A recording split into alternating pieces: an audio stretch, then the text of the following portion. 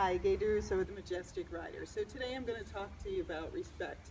And this is very important when you get a new horse, that he respects your space. Around every person, around every horse, there's a bubble. And if you're not aware of this, just think of a mare, because a mare will only let certain people and certain horses within that bubble of her space, otherwise she'll kick or bite them, because she doesn't want them close to her usually. So when you get a new horse, remember the horse is looking for a herd, and he's looking for, are you the leader or am I the leader? And again, since we're paying the bills, we must be the leader. And if you're not a leader, you're going to become one. So how do you do that? Well, first by keeping space, keeping that horse out of your space. It doesn't mean you can't pet him or anything, but when you ask them to stay out of your space, they should stay out of your space. And then by moving their feet and giving them exercises to do and then testing them. So this is Bacon. Bacon's very sweet, as you see. He's a little bit more on the sensitive side, so usually I don't have to be too harsh with him to get out of my space.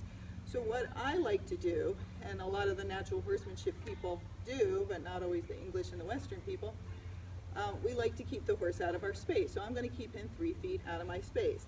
So how am I going to do it? Well, I taught him that when I wiggle this rope, he's supposed to back up. If he doesn't back up, I wiggle harder and harder, and if that doesn't work, then I start swinging this at his chest and his knees. So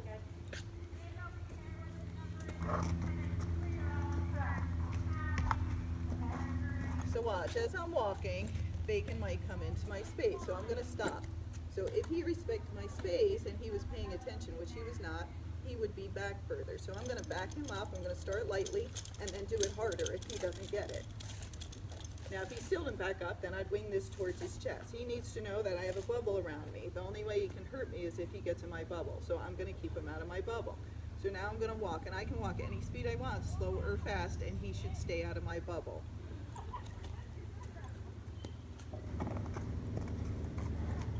If I'm walking and I stop, he should stop. So I'm going to stop. Now if I can touch him, he's too close. So I'm going to wiggle nicely, and then I'm going to get harder and harder. The rope and the equipment you use make a big difference. So if you have a nylon halter and a really light lead rope, that's not going to work so well. That's why I use the heavy, stiffer ropes, okay? Now he's turned his head sideways. That's another sign of submission, that he's trying to stay out of my space, so that's good. So now I'm going to walk off again. He should just follow me, or I'll just give a light tug.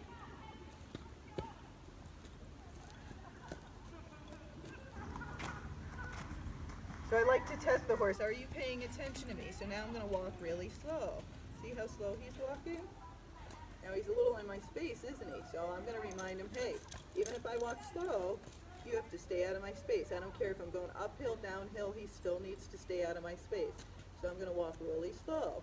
And he might have to stop every other step, but he needs to figure that out. That's his job. So now I'm going to walk faster, and if I walk faster, he should just come with me if he's a respectful horse. So now I'm going to come back and I'm going to stop him. Okay, so he's close, but he's not totally in my space. But again, they don't always understand, and when they're young, they forget, so you got to remind them. So it's important that when you do this, I'm going to get a little closer. It's important that when you do this, you're consistent, because if you're inconsistent, sometimes the horse is in your space and other times he's out of your space, it doesn't work, and all you're doing is confuse the horse. When you do this, you don't let them put their head on the ground, because if you do, they'll follow their nose and get distracted, just like your dog. So see, I'm not going to let him put his head down. If I'm talking to someone, I might back him up a little bit more, and he just needs to stand there while I'm doing this. If he's in your space while you're talking to the person, they're going to keep nudging you, pushing you, and then they're going to try to take over. So it's very important, the first thing that you get with that new horse is that that horse is respectful and stays out of your space. Again, remember, you don't know them.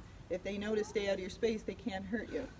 If something jumped up behind this horse and he jumped forward towards me, I would turn around and really hard wiggle this rope, and I'd be spookier than the spooky thing behind him, because I don't want to get trampled. And then we might walk by the scary object. So let me show you the scary object. Okay, So say your horse spooks at that. Once you get them under control, say he spooked and jumped forward, then what I do is I walk by the object so he can see it with his right eye. Then I'm going to turn towards the object so it doesn't go behind him, and then I'm going to let him see it out of his left eye. And I'm going to go back and forth like that until he doesn't care. So I'm always turning towards the object, not away from it, because we don't want it behind us, especially if it's flapping around. So out of his right eye, now he's watching the other horse, and you can tell he doesn't care. And then out of his left eye. Okay? Then if they want to go up to it and touch it, that's perfectly fine, and then you can reward them. Good boy. Okay? And again, you can go into his space, but don't let him come into mine without asking. So if he just took a step forward, I would just back him up. All right, that's it for today, just with the walking and keeping them out of your space. And you can stop many times and back them up. That's only just going to make them better. So I always wiggle, but you can go up to him and push on him to back him up. He also knows that, but then he's not out of your space, right? Because if you're up here pushing, he's not practicing staying out of your space. So of course you can do that, but then you want to try and get it. Can I control him from far away and keep him out of my space? And then will he be respectful of my bubble?